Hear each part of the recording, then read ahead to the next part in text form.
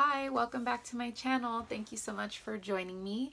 My name is Tanaj with Confident Grace, and I am now in the process of filming the curriculum that I'll be using for the 2018-2019 school year. This is the second of three, and this particular video will focus on what I'm using for my fifth grader.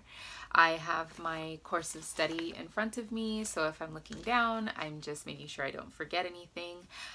We'll start with Bible and character. I have a curriculum that I've had for years and years from my past life as a children's church teacher.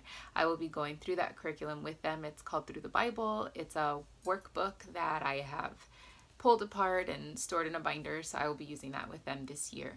For language arts, of course, the subjects that fall within that are vast. There's a lot of them. So with literature, we will be using Confessions of a Homeschooler's literature units this year. My son chose the Pack 2, and there are about 10 books within that set. He'll work through one of those a month, complete the notebooking pages and the lap booking pages, and he's really looking forward to getting into that this year. For grammar, he will be using IEW's Fix-It grammar. He'll be doing book 1, The Nose Tree. We did this last year, but I thought that it would be good for him to go through this particular book again, just to make sure he has a good solid foundation before I scoot him into book number 2. So The Nose Tree, book 1 is what he will be doing. This also will serve as typing for him. Instead of doing handwriting of the edited passage, he will be typing it out just in a Word document, and at the end of the year we will have a nicely typed out printed story that he has done himself. So this will serve dual purpose for us this year. For penmanship and spelling, we will be doing spelling UC for the first time this year. We started already. I decided to go with level C and D for him, not because he's not capable of spelling, but simply because I feel like there are some things that we need to solidify just a little bit more before I move him into the higher levels of spelling. We did do IEW's Phonetic Zoo last year. He tested into level B, which is the second level, but I wanted to just try something different and mix it up a little bit this year, so we're going with spelling UC level C and D. I do believe he will be able to complete both of these within a school year, so we're gonna just, you know, keep going with it and see how it works for us this year. This is also serving as penmanship because he will be handwriting in his best handwriting the dictation passages and the copy work that he does through the week. For writing, we are going with IEW this year. My son and my oldest will be doing the student writing intensive level B.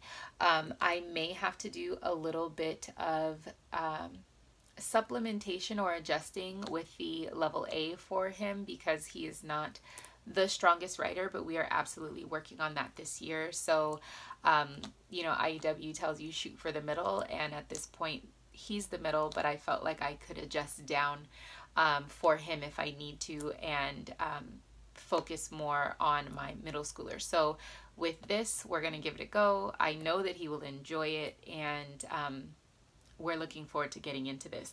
I am also partnering this with the All Things Fun and Fascinating theme-based writing. He chose this. I know that he, you know, that All Things Fun and Fascinating, the things that are written in here that he'll be writing about sound really interesting, and I do believe that he will enjoy this. Like with my 7th grader, I will be flip-flopping between using the theme-based writing and the student writing intensive, back and forth, alternating on a weekly basis with what it is that they're able to write. So we're really looking forward to getting into this. I love IEW curriculum, and so this is our first time using this, but I'm really, really excited to use this year with my kids. For math, he was doing teaching textbooks last year, and what I found was that he needs more hands-on teaching. We've used Math UC, and that really didn't work for him because I think that we needed to start from the beginning to have had more success with that. and just putting him into the level that he tested into kind of threw us off, simply because of the way that Matthew C works, as far as each level being focused on a different topic of math. So we tried teaching textbooks last year. It worked, but I feel like he could do better. And so this year we're going with the OG rod and staff.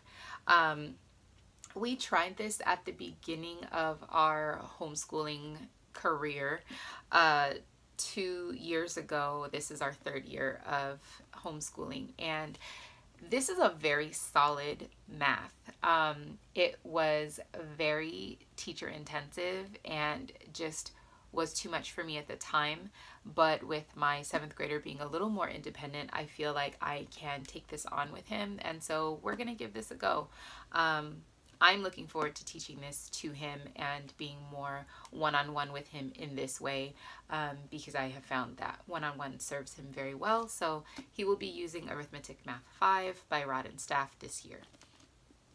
For social studies, which is our history and geography, we will be using The Good and the Beautiful's History Year 1 as a family. I love the concept of this history, being able to teach it family style. I appreciate very much that they give you a certain level of independence with this curriculum, where the student notebooks are grade specific. So there is a 1st to 3rd grade, a 4th to 6th grade, 7th to 9th grade, and 10th to 12th grade. So within each student notebook, they have their own independent assignments that are appropriate for that particular grade level. So he will be doing this with us as a family. He will be having the independent reading from the reading suggestions that are within this curriculum, and he will be working on the student notebook for the 4th to 6th grade. So really looking forward to getting into this. The anticipation for this for me has been very high, and I'm really excited to get into this with my family this year. For geography, I don't have it in front of me, but we will be doing Confessions of a Homeschooler's Road Trip USA. We tried it last year. It didn't quite work for us. We were already kind of geography heavy, and so we had to put it down. But my kids enjoyed the little bit that we did do when we got into it. So we're really looking forward to diving in this year and learning about, you know, America, the United States, and the history for each state, and getting our geography in that way. For science, science is going to be interesting this year for us. We are using The Good and the Beautiful for science. We chose, my children, my younger 2 children, chose the arthropod unit and the space science unit. We will be working through both of these this year. They are really, really looking forward to this. I am really, really looking forward to getting into this. And we've used Apologia Science in the past. That has been our science since we started homeschooling, and love it. However, the information is a very, very heavy. The reading, there's a lot of reading, and it can feel a little dry at times. However, because that is the case, but I believe that it is very thorough, we did decide to go with The Good and the Beautiful for science, but I will be supplementing and using Apologia as a resource. The astronomy unit, this book is stunning, and there's a lot of information in here. So what my plan is for this year is, as we get through each section or lesson within the Good and the Beautiful science curriculum, if I feel like it's not enough information, if I feel like maybe we could use a little bit more challenge, we will be diving into the textbook from Apologia for astronomy. And when we get to the arthropods unit, there are many of the arthropods that we will be going over with The Good and the Beautiful inside of the Zoology 1 textbook for Apologia. So we will be using this again as a supplement, and when I feel like you know, maybe there's not enough information, or if we could maybe dig a little bit deeper. The other thing that I decided to do was buy the lab kits. I bought the lab kits for both of these from Rainbow Resource, and I know The Good and the Beautiful comes with experiments that we can do, and I may decide to do them, but I feel like the lab kits that we used for what was it that we used it for? Anatomy and zoology were amazing. And so we're gonna just probably go with that and use those for each section of the Good and the Beautiful science, do the labs from here, and have a good time with science. Really, really looking forward to getting into that with them this year. I do have a video that I recorded on how I'm keeping our Good and the Beautiful science units organized, and I will also be sure to link that down below. For fine arts this year, again, we're using Confessions of a Homeschooler. She has some great curriculum. She has a World's Greatest Artist unit study and a World's Greatest Composer unit study. We will be using both. Really looking forward to that. It is very beautiful. It is age appropriate for my 5th grader and my kindergartner.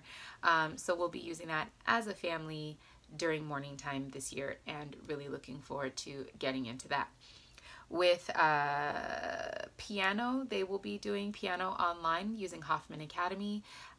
This will be our 2nd year using it. We didn't use it fully last year, so being more consistent with it this year I think will be really good. However, they did learn and really enjoyed it. It was easy, it's free, and it was great. It was a great online piano program. For foreign language this year, my oldest daughter will be using Spanish Level 1 from Easy Peasy All-in-One Homeschool. My son will be doing the same, and I believe that we will do it as a family.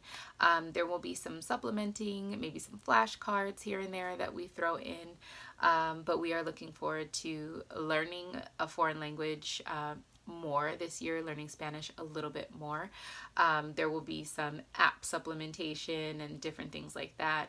YouTube videos, of course, and hopefully we'll be able to have some sort of Spanish dialogue and conversation happening in this house this year.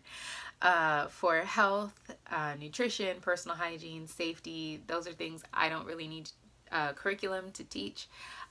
That's just living, teaching them healthy food choices, making sure that they, you know, get out and exercise. My son will be doing swimming at an aquatic center this year.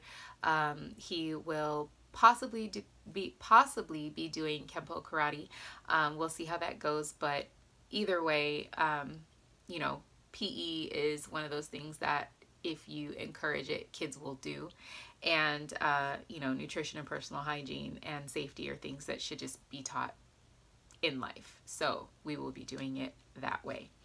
I already discussed typing. We will be using IEW for that, teaching him basic keyboarding skills. I may also use Typing Club, but I haven't decided on that exactly just yet. For logic, again, we will be using Easy Peasy All-in-One Homeschool. I'm not super sure whether or not I want him to do logic this year. We do have logic games, we have mazes, we have puzzles and all of that we really enjoy doing. We may just use that as logic. However, Easy Peasy's All-in-One Homeschool does have logic, and we may dibble and dabble in that a little bit this year with him.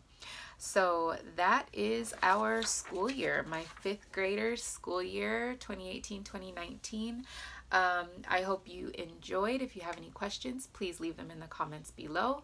And thank you so much for joining me, and take care.